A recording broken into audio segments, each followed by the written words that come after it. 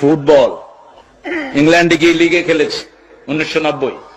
কি ভালো ইনকাম।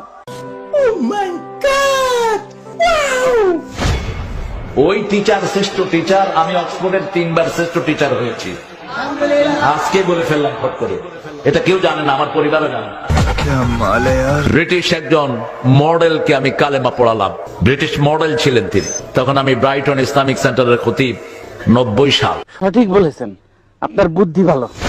আব্দুর রহমান আস-সুদাইস, এই বেটা আমার ছোট্ট ভগ্নিপতির বাসায় আসে, অত্যন্ত ক্লোজ আমাদের পরিবারের সাথে।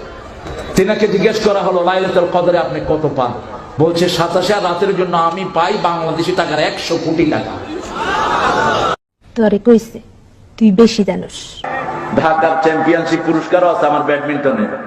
আসো খেলবো, খেলা হবে, খেলা হবে। আমরা বন্ধুকে আনবো ইনশাআল্লাহ। আমরা হেলিকপ্টার ঠিক করছি, এটা ঠিক করছি, সেটা ঠিক করছি। আমি হেলিকপ্টারে উঠতে চাই না, কারণ হেলিকপ্টারতে বেশি দ্রুতগামী রকেটে আমি চড়েছি অনেকবার। দুনিয়ার সবচেয়ে বড় পয়সালা বেলগ্রেড আইফোনের মালিক দেখা হয়েছে আমার সাথে।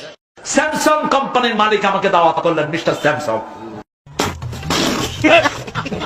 তিনি ইংরেজি বুঝেন না, অন্য ভাষা বুঝেন না, শুধু কোরিয়ান। আর আমিও কোরিয়ান কিচ্ছু বুঝি না।